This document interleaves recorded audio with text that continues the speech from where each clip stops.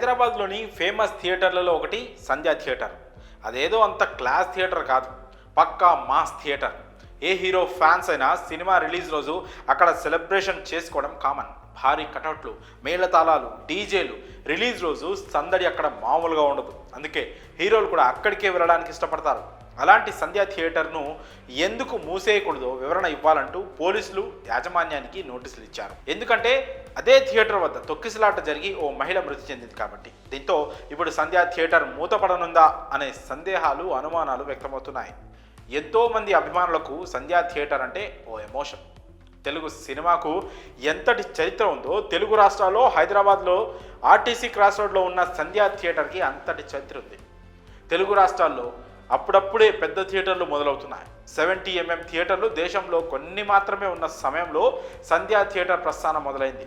1980లో Hyderabad RTC cross రోడ్లో start అయిన ఈ థియేటర్లో మొదటిగా హిందీ సినిమాలు షాలిమార్ను ప్రదర్శించారు.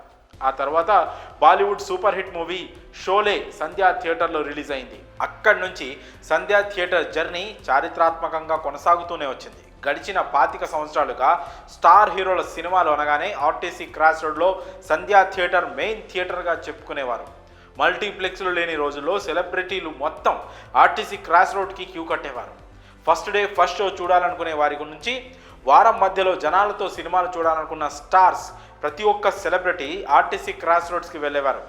ఒకప్పుడు థియేటర్ కెపాసిటీ కేవలం 1500 ఉండేది. కానీ మోడ్రన్గా మార్చిన తర్వాత 1323కి సిట్టింగ్ కెపాసిటీని తగ్గించారు. ఆర్టీసీ క్రాస్ రోడ్లో ఎన్నో థియేటర్లు ఉన్న సంధ్యా థియేటర్ చాలా స్పెషల్ థియేటర్గా స్టార్ట్స్ చెప్తూ ఉంటారు. ఆ థియేటర్లో తమ సినిమా పడాలి అంటూ పెద్ద హీరోలు పోటీ పడేవారు. చాలామంది స్టార్ హీరోలకు ఈ థియేటర్ ఒక సెంటిమెంట్. సంధ్యా 70mmతో పాటు 35mm కూడా ఉంటుంది.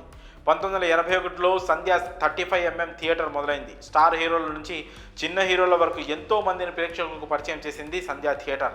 అలాంటిది ఇప్పుడు ఈ థియేటర్ మనుగడ ప్రశ్నార్థకంగా మారింది. పోలీసులు థియేటర్ యాజమాన్యానికి షోకాజ్ నోటీసులు జారీ చేశారు. 10 రోజుల్లో ఆ నోటీసులకు సరైన సమాధానం ఇవ్వకుంటే సంధ్యా థియేటర్ మూతపడే అవకాశాలున్నాయి.